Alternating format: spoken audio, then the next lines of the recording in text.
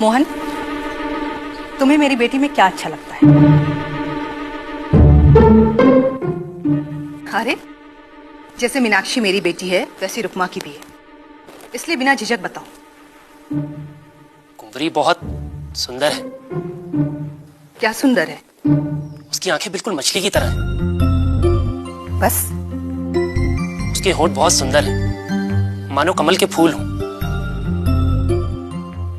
मेरी बेटी की आंखें और होठ ही सुंदर है।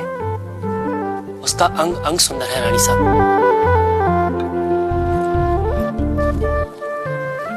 लगता है उसकी छवि तुम्हारे मन में बस गई है। प्रेम जो करता हूं उससे। मोहन, मैं मीनाक्षी का विवाह तुमसे करा सकती हूँ, पर मेरी सिर्फ एक शर्त है। क्या है शर्त? तुम्हें 1 साल तक राजमहल में ही रहना होगा और जिस कमरे में तुम रहोगे उससे बाहर नहीं निकल सकोगे। मुझे मंजूर है। तुम उन्हीं लोगों से मिल सकोगे जिन्हें मैं तुम्हारे पास भेजूंगी। ये भी मंजूर है। खाना भी वही खाओगे जो मैं भेजूंगी। अरे घबराओ मत, खाना अच्छा ही होगा। ठीक है रानी साहब। तुम वही पढ़ सकोगे, देख सकोगे, सुन सकोगे जो मैं चाहूंगी। कुंवरी से विवाह करने के लिए मैं कुछ भी कर सकता हूँ।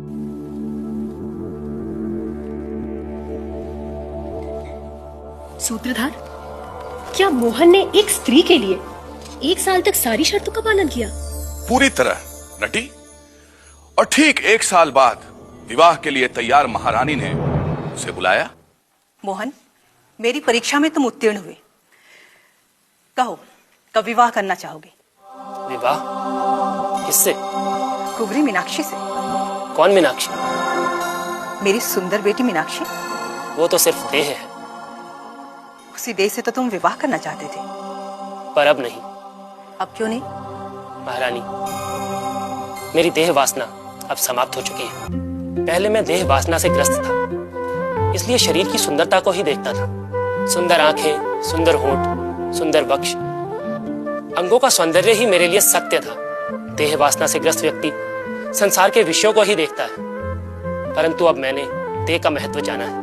मैंने जाना है कि शरीर आत्मा नहीं बल्कि आत्मा तक पहुंचने का वाहन है। शरीर और मन से ही हम संसार का अनुभव करते हैं। शरीर नहीं तो संसार नहीं। इसलिए इस वाहन की हमें देखभाल तो करनी चाहिए, परंतु इसके लिए जुनून और बेचैनी ठीक नहीं है।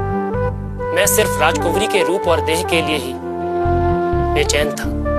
देह वासना से ग्रस्त व्यक्ति संसार की मानसलता को ही देखता है, लेकिन सच ये है कि हम सिर्फ ये शरीर नहीं है,